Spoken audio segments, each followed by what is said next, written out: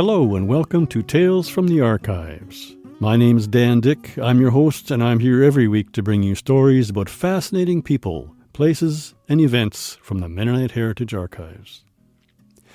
This week I'll be sharing the story of Klaas W. Brandt, a teenage runaway who didn't want to follow in the farming footsteps of his parents and family.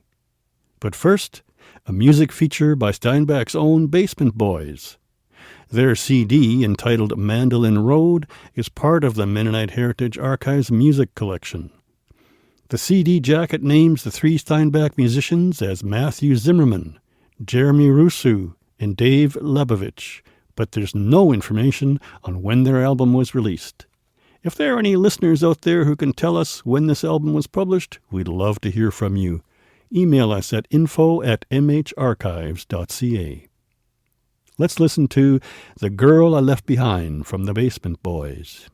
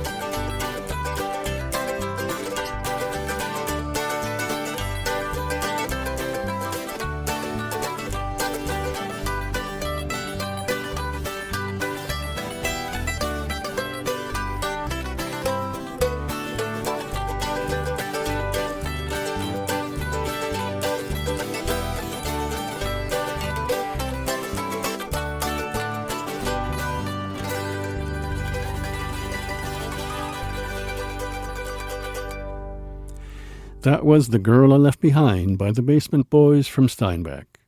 Now back to our story about Klaas Brandt. If he decided he was going to learn something, it would have been hard to stop him. That was Klaas Brandt's grandson, Dave Brandt, from an interview I recorded in 2018. Dave worked for his grandfather and shared many insights about Klaas Brandt's character. Over his lifetime, Klaas wore many hats. He was an engineer, a land surveyor, an inventor, an entrepreneur. He helped build Steinbach's first airplane, a story you'll hear about next week. But one of Klaas's biggest achievements was to help build the Shoal Lake Aqueduct, which has supplied the city of Winnipeg with safe drinking water since it opened in 1919. Brandt was born in 1876. His parents, Katerina Wargentin and Heinrich Brandt, had come to Canada from the Borisenko colony in Imperial Russia just 2 years earlier. They settled in the Blumenort area of southwestern Manitoba to farm. Klaas was the oldest of 19 siblings. He was inventive, independent, and completely uninterested in farming. As a teenager, he ran away from home to find work in Steinbach. But Brandt returned to farming after marrying Helena Friesen in 1902. It wasn't until over a decade later that Brandt finally pursued his real interest, engineering. Around 1913, the couple sold their farm in Clear Springs and moved to Steinbach with their young children. Brandt's childhood education had been in German, and it had stopped at grade 3. But he wasn't deterred. He had spent the last decade as a reluctant farmer and was ready for a life change. After moving to Steinbach, Brandt began to study engineering, taking correspondence courses from a university in Chicago. Meanwhile, about 70 kilometers away, the city of Winnipeg had for years been struggling to supply safe water to its booming population. In 1913, the city announced plans for an aqueduct that would bring water from what today is known as Shoal Lake 40 First Nation on the Manitoba-Ontario border. This was an enormous project.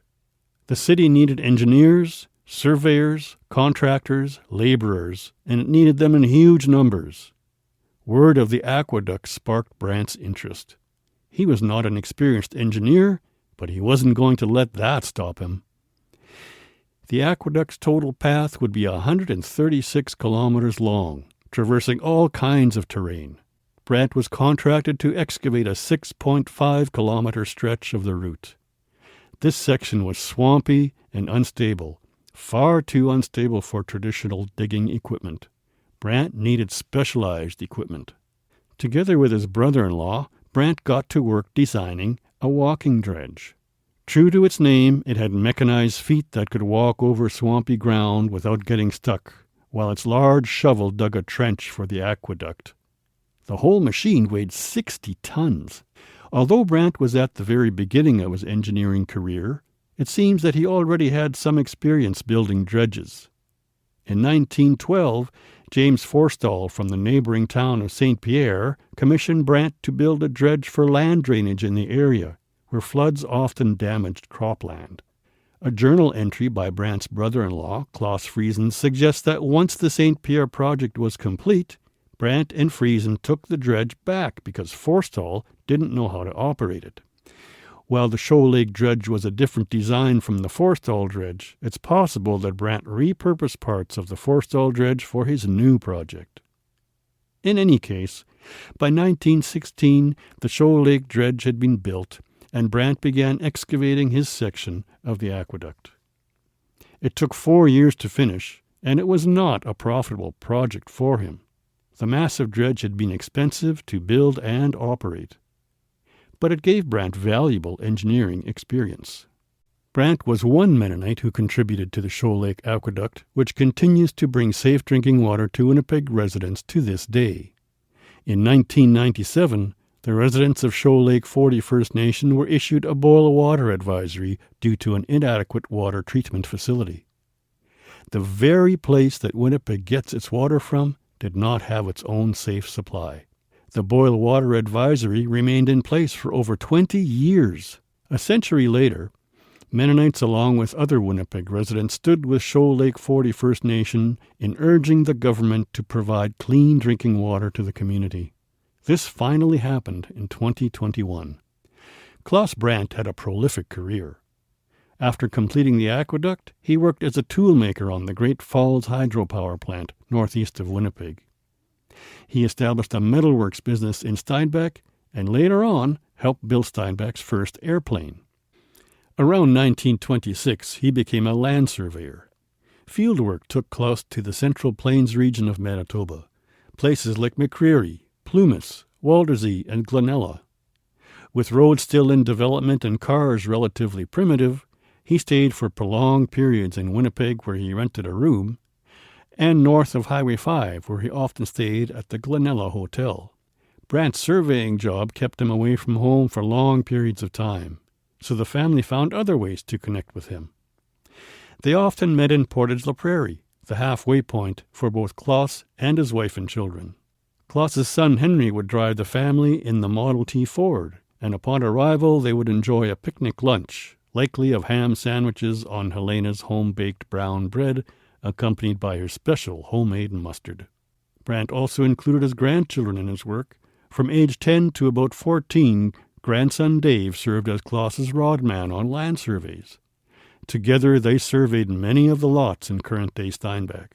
Dave's pay at the end of the day was always a Coca-Cola and a chocolate bar when they got home, a treat the young boy always relished.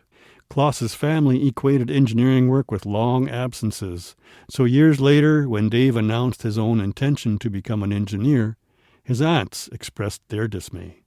The idea that Dave might pursue an engineering discipline that did not require travel was new to them. Most of Klaas Brandt's work remained behind the scenes. He was one of many people who worked on the Shoal Lake Aqueduct, and you probably won't find his name in official records. But it was his earliest achievement, and it remained his proudest moment. Let's hear from grandson Dave again. Dredge was probably what he was most proud of in his career. He felt that it was a unique dredge at that time, that it had features that other available machines didn't have, and he felt that that was really one of maybe his greatest professional accomplishment. He was very proud of that. And he and I would talk. He would show me pieces of the dredge. There was a picture that I loved that was in his room when he was an older person. And my dad and I would come and to say goodnight, and he would tell stories. And that was one of the stories he loved to tell about the dredge and the work on the waterline. The Mennonite Heritage Archives holds photos and architectural drawings from Klaas Brandt's life. If you'd like to learn more about Brandt and his contribution to the Shoal Lake Aqueduct, you can visit the Mennonite Heritage Archives at mharchives.ca. Join me again next week to hear about Steinbach's first airplane, which Klaas Brandt also had a hand in. Thanks for listening to Tales from the Archives. I'm Conrad Stace, and I'm the archivist at the Mennonite Heritage Archives. Thanks to our partners, Canadian Mennonite University, Centre for Transnational Mennonite Studies, and Mennonite Church Canada. This program is made possible through the support of Golden West Radio and listeners like you. If you want to support the program and the work of the archives, you can find out how to do that on our website at www.mharchives.ca and click on Support. I'm your host, Dan Dick. This episode is researched and written by myself and Kaylee Dick. Tales from the Archives will return next week with more stories about people, places, and events from Mennonite history. Thanks for listening.